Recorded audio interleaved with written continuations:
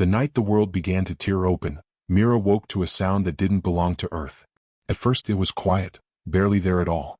A thin, high-pitched tone, like someone running their finger around the rim of a glass. But the tone didn't stay steady.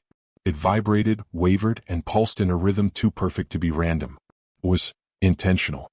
Mira sat up slowly, pressing her palms against her ears. The tone didn't fade. It grew. The room around her felt strange, tilted, like gravity couldn't decide which direction was down. Her lamp flickered with a tired buzz, and shadows collected in the corners of the ceiling as though listening. "Not again," Mira whispered. But the walls didn't care. They trembled, just slightly but enough to make her breath hitch. A second tone joined the first. Lower. Heavier. Almost like a subwoofer shaking the entire house. Mira clamped her hands harder over her ears, but the sound continued vibrating inside her skull. It wasn't coming from the room. It was coming from her. Her breath formed a thin mist in the air even though the heat was on. The temperature drop was immediate, sharp. The kind of cold that settles deep in the spine. The tones layered, weaving together like a cord. Mira's vision blurred. The corners of her room dissolved into a hazy, dark blue fog. And in the fog, something moved. A silhouette, her silhouette, stood inside the mist, staring back at her with milky white eyes that didn't blink. This other Mira tilted its head slowly, unnaturally, as if controlled by invisible strings. The two frequencies merged into one. A voice, not words but intention, pressed into her mind. "He is coming." Mira gasped and stumbled off the bed, slamming her back against the wall. The cold fog recoiled for a moment, then crept forward again. "Stop!" Mira screamed. Her voice sounded small, like it was being swallowed by the air. The fog didn't stop. The silhouette stepped forward. The voice pressed harder, deeper, vibrating her bones. "You open the path. Now the path opens you." Mira squeezed her eyes closed, but she couldn't shut the voice out. The vibration was everywhere. It pulsed through the floor, through the walls, through her heartbeat. And then, a sharp crack echoed through the house as the wall behind her split with a thin, glowing tear. Blue-white light leaked out, flickering like a heartbeat. This time the world didn't hesitate. The realm wanted out. Down the street, Leo slammed the brakes so hard his tires screeched. Ethan clutched the dashboard. "Dude, what?" Leo held up a trembling hand. "Listen." Ethan frowned. To WH. Then he heard it. The entire street hummed. Not like electricity. Not like machinery. More like the world itself was vibrating. Streetlights flickered erratically, red, blue, white, cycling like they were trying to transmit a coded warning. The air above the pavement shimmered, warping like heat waves even though the temperature had dropped below freezing. "Mira," Leo whispered. "She said if the humming ever came back, we go straight to her," Ethan finished, already throwing the door open. Both sprinted down the street. The air felt thick, charged like it was resisting their movement. Their breath puffed into icy clouds even as sweat formed on their necks. By the time they reached Myra's front yard, the house was trembling. A low hum vibrated through the ground, rattling the grass. Ethan grabbed Leo's arm. "What if we're too late?" Leo swallowed hard. "Then we weren't fast enough. Move." They sprinted to the front door. Before they could knock, bam! A shockwave blasted outward from inside the house, throwing both of them back several feet. The windows flashed with a pulse of bright blue light, and the porch groaned as if something massive was shifting its weight inside. Ethan coughed and scrambled to his feet. What the hell was that? Leo didn't answer. He pushed forward, grabbed the doorknob, and gasped. The metal was freezing. Not cold like winter. Cold like vacuum. Cold that burned. Leo pulled his hand back with a hiss. "Back door," he muttered. They ran around the side of the house. Every step they took, the humming grew deeper, heavier. Ethan felt the pressure behind his eyes, like a sinus headache made of sound. The back door was cracked open. A thin stream of dark fog seeped out, swirling unnaturally along the patio. Leo's voice dropped to a whisper. "Oh God, it's happening again." Ethan swallowed thickly. "And Myra's in there alone." They exchanged a look, fearful, determined.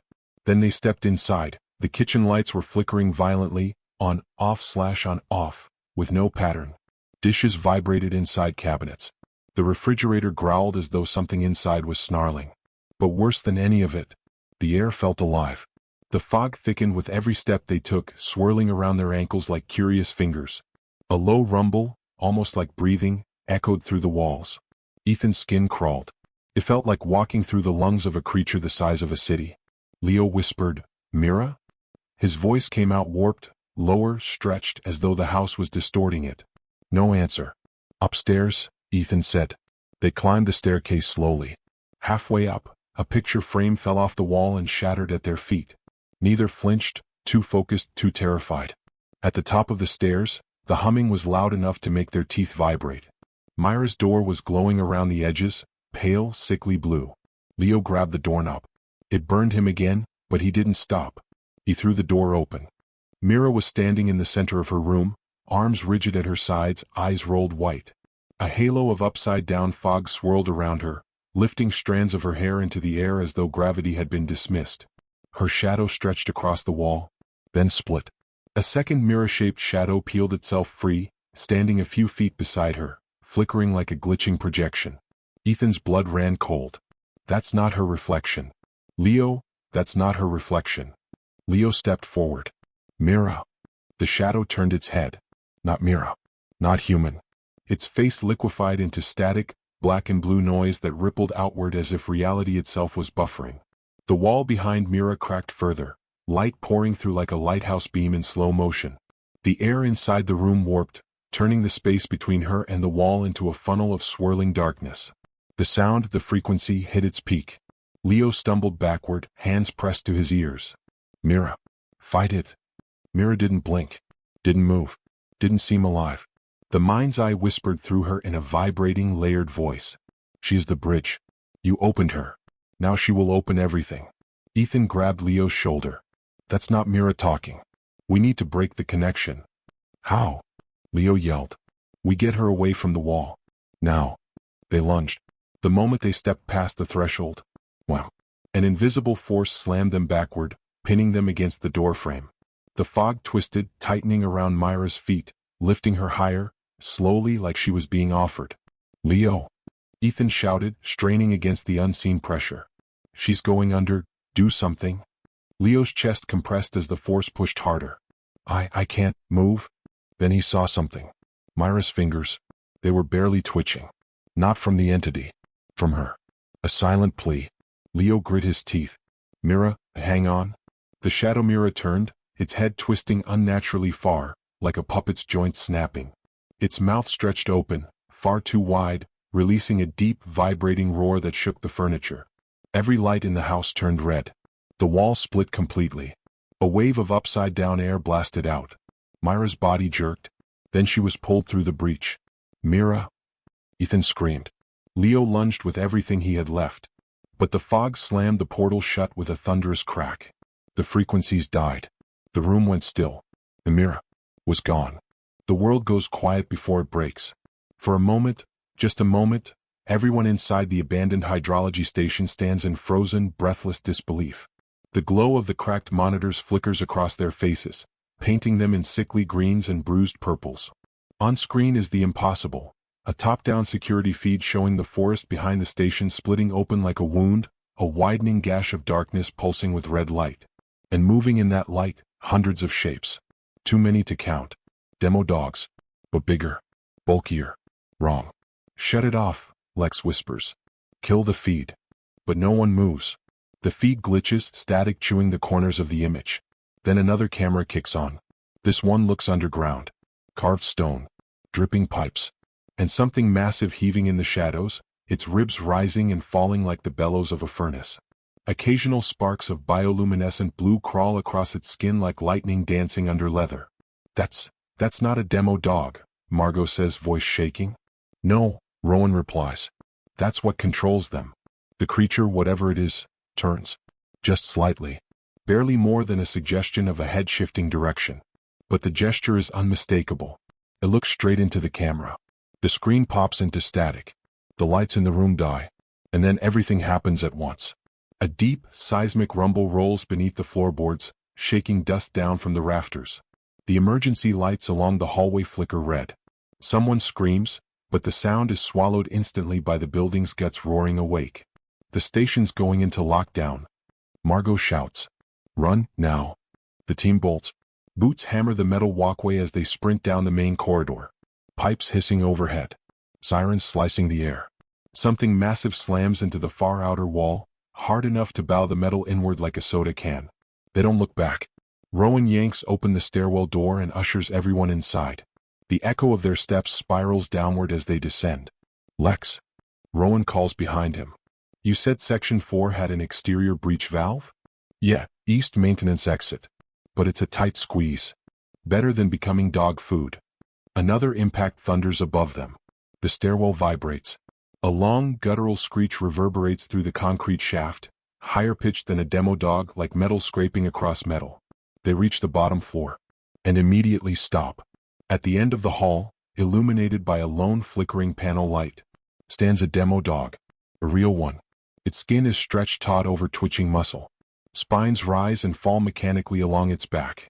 Its maw peels open in 4 directions, trembling with anticipation, a dim yellow glow pulsing from somewhere in its throat. It's blocking the only path forward. Back.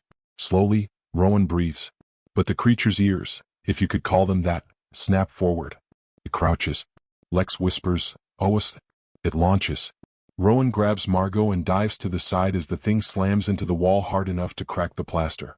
Lex and Taryn scatter in the opposite direction. The creature pivots with unnatural speed. Pounces again. And Taryn fires. The shock baton arcs with a burst of white-blue energy, catching the demo dog under its jaw. It shrieks, a high, crackling sound, and collapses in a convulsing heap. "Move!" Taryn yells. It won't stay down long.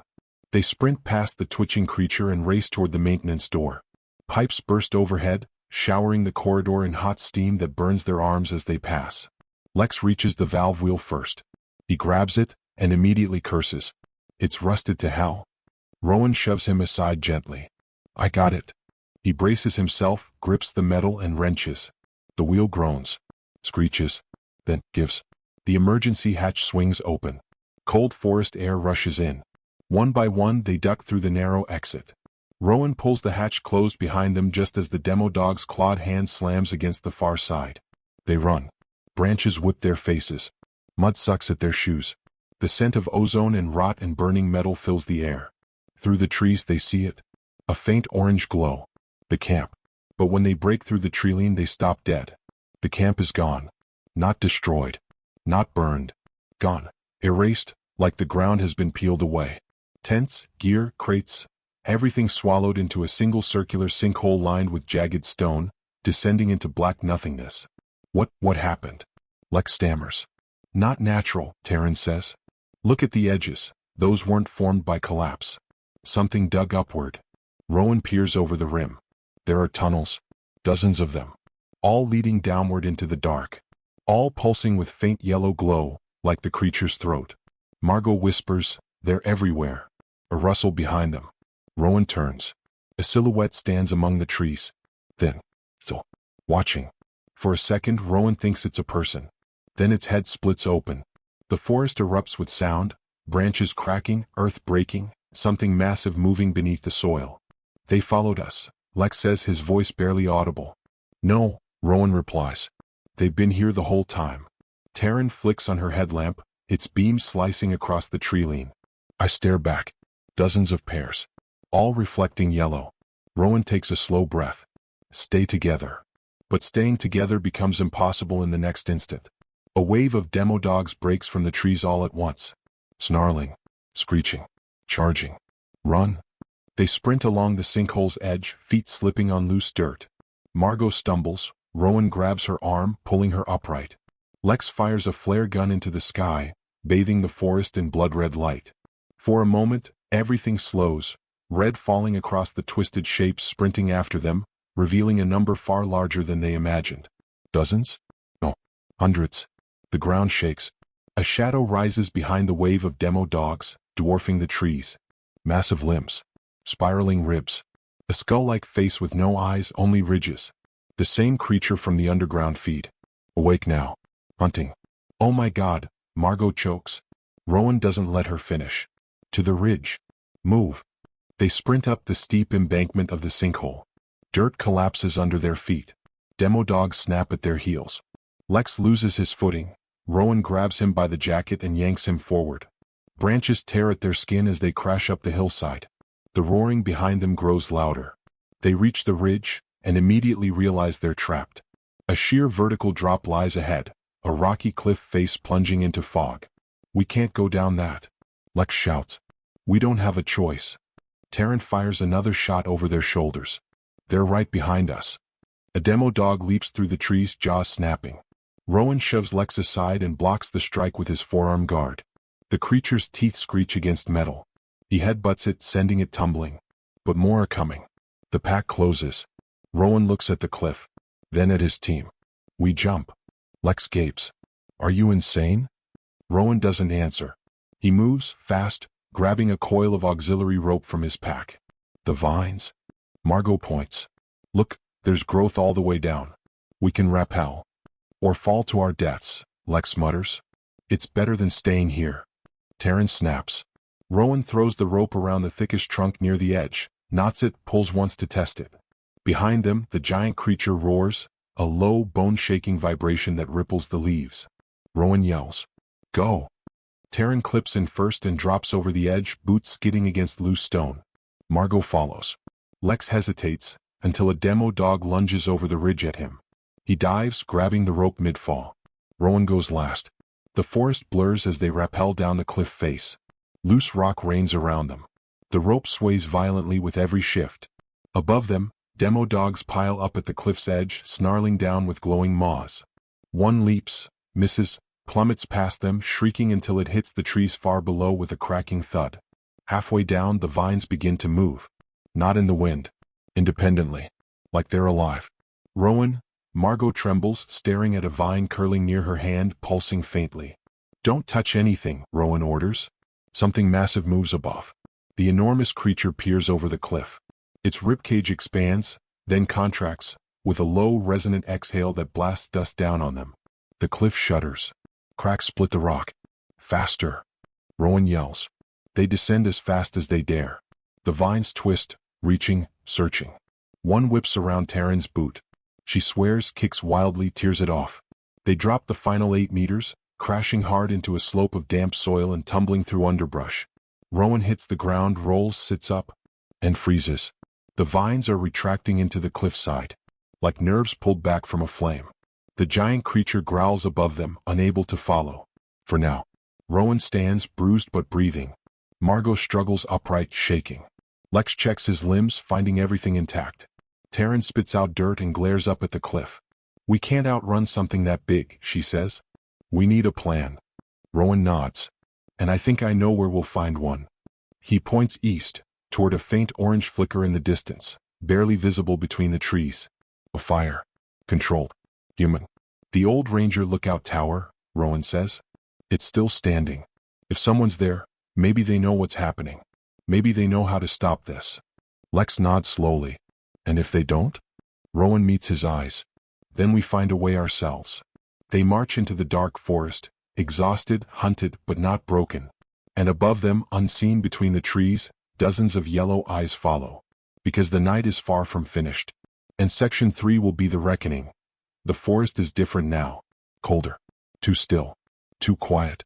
As Rowan, Margot, Taryn, and Lex push toward the faint orange glow of the Ranger Lookout Tower, every tree feels like a sentry. Every shadow moves wrong. Every snapping twig sounds too deliberate. The demo dogs aren't chasing anymore. They're watching. Stalking. Following at a distance, unseen but present. The way predators behave when they want their prey tired before the kill.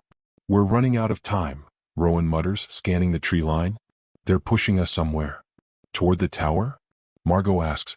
Or toward whatever's waiting at it, Taryn answers. Lex swallows. Maybe the tower's still safe. Could have been a fire from a trapped survivor. Or bait, Rowan says quietly. But they keep moving. Because what else is left? The lookout tower. The tower emerges between the pines like a wounded sentinel. The old wood structure is leaning, beams groaning, its top cabin glowing faintly orange from a flickering lantern. Something crackles from above. A voice. Hey, down here. A man leans out the window, wild hair, soot-covered face, desperate eyes. Get up here. Now. Rowan hesitates. Who are you? No time. They're coming right behind you. Move. That's all he needs. The group sprints for the base of the tower. Rowan climbs first, Margot second, Lex third, Taryn covering the rear with her shock baton raised. The wood ladder creaks violently beneath them. Halfway up, something roars in the forest behind them. A pack gathering. Taryn glances back, eyes widening. They're circling. Go. They scramble the remaining meters and collapse into the cabin as the stranger slams the hatch door shut and throws a steel bar across it. Panting, sweating, shaking. Safe for a moment. Only then does he speak. I'm Samuel Wren, he says breathlessly. Former ranger. I've been tracking these things for months. Taryn narrows her eyes. How are you still alive out here? Wren gives a half laugh. I'm a stubborn bastard. And I know their patterns. Rowan steps forward. What are they? Wren looks each of them in the eyes. They're not animals. He points toward the forest. They're a network. Lex frowns.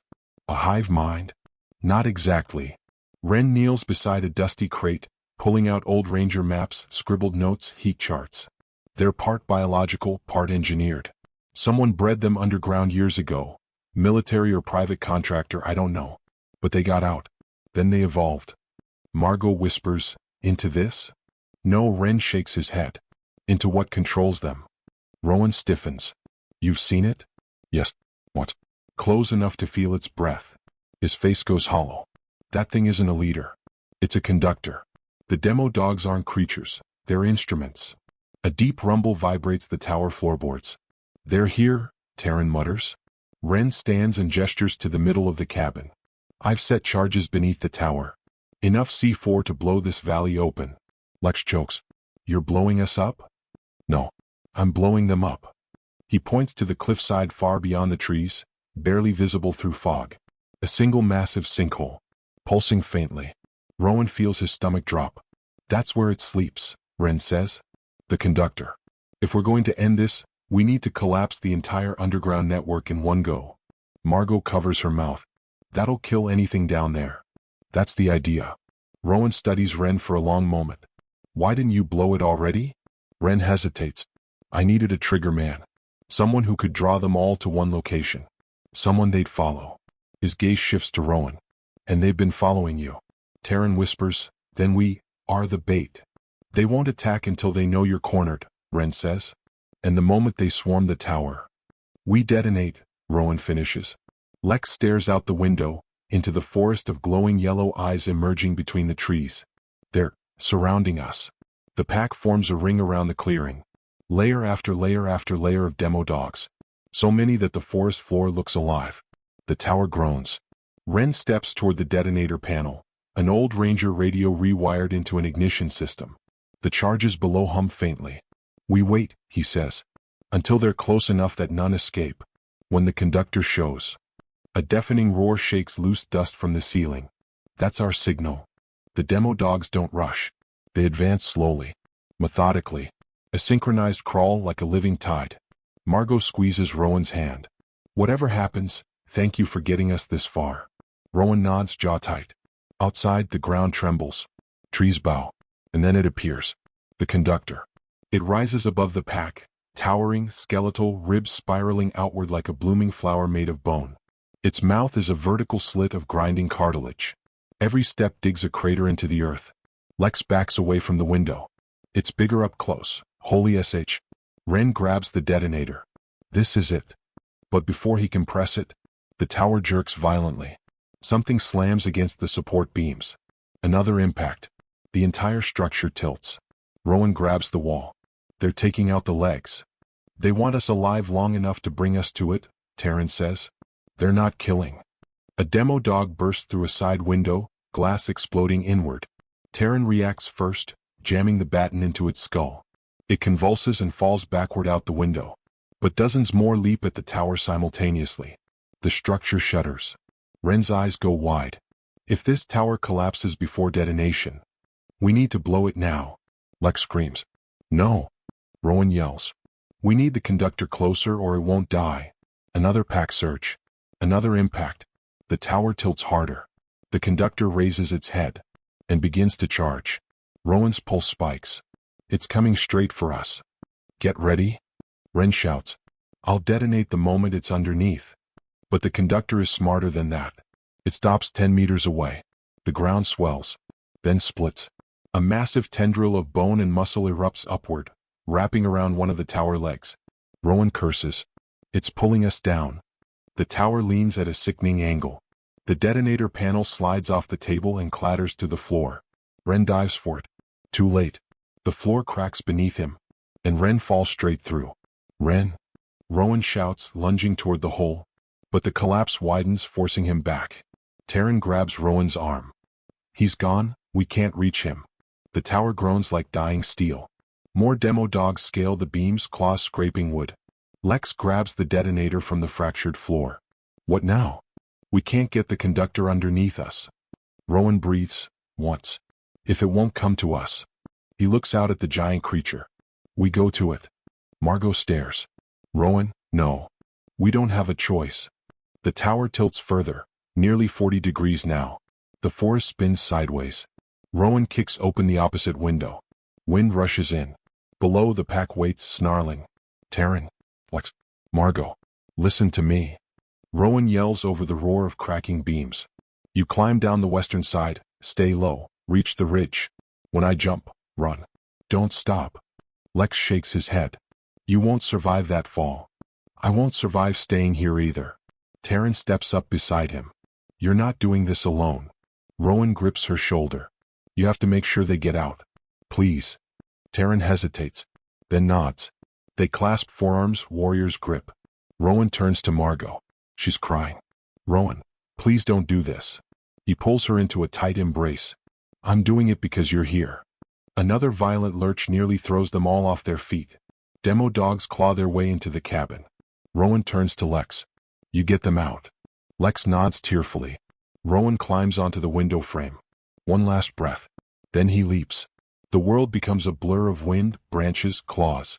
Rowan crashes onto the slope, rolls violently, pain exploding through his ribs, but he keeps moving, forcing his legs to run. The conductor sees him immediately. Roars. A deep, earth-shifting command.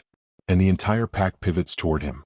Rowan sprints across the clearing, demo dogs pouring after him like a tidal wave of teeth and bone. Margot, Taryn, and Lex scramble down the opposite side of the collapsing tower, running toward the ridge without looking back. Rowan reaches the conductor. Skids to a stop. Looks up at the towering monstrosity. I'm right here, he whispers. The creature lowers its massive skull. Rowan raises the detonator. The conductor's chest pulses with yellow light, expanding, preparing to unleash something devastating. Rowan presses the trigger. The ground becomes white. Sound disappears. Then returns as a single concussive blast that shakes the world apart. A column of fire erupts upward, swallowing the conductor whole. The forest buckles. Trees explode into splinters. The sinkhole collapses inward, dragging tunnels, roots, and everything beneath the valley into a single imploding crater. A shockwave tears across the clearing, flinging demo dogs into the air like burning leaves. Margot, Taryn, and Lex brace behind a rock outcrop as debris rains around them. The explosion lasts 8 full seconds. When the firestorm finally dies, nothing moves. The entire valley is a smoking basin. No demo dogs. No tunnels. No conductor. Just silence. And ash. Taryn is the first to stand. We did it. Lex looks around. Rowan? Margot doesn't answer. She runs. Down the slope. Into the clearing. Across the scorched earth still glowing red from heat. She finds him near the center, half buried in dirt and soot, barely breathing. Rowan. She drops to her knees, brushing ash from his face. His eyes open weakly. You came back, he whispers. Margot laughs through tears. Of course I did. Taryn and Lex arrive moments later. They haul Rowan upright, supporting him as he coughs through smoke. Lex looks at the smoldering crater. So it's over. Rowan nods. Yeah, he says. It's over. A long silence settles over them, broken only by distant thunder. The storm that had been gathering all night finally begins to fall, cool rain hissing as it hits the scorched ground. Margot looks at the sky. What do we do now? Rowan smiles faintly. Live. 1 month later, a government cordon surrounds the valley, fences, sensors, patrol drones humming overhead. Most people think there was a gas explosion. Some sort of underground fault collapse. No one suspects the truth. Margot, Lex, and Taryn meet Rowan outside the reconstruction station. His ribs are healed. His limp is fading. You ready? Taryn asks. Rowan looks toward the forest, not with fear but with a strange peace. Yeah, he says. Ready. They walk out together. away from the valley, into whatever comes next. In the forest, the wind rustles gently. No growls, no glowing eyes, no footsteps following. For the first time in months, it's quiet, truly quiet, because the real-life demo dogs are gone, and the shadows belong to the trees again.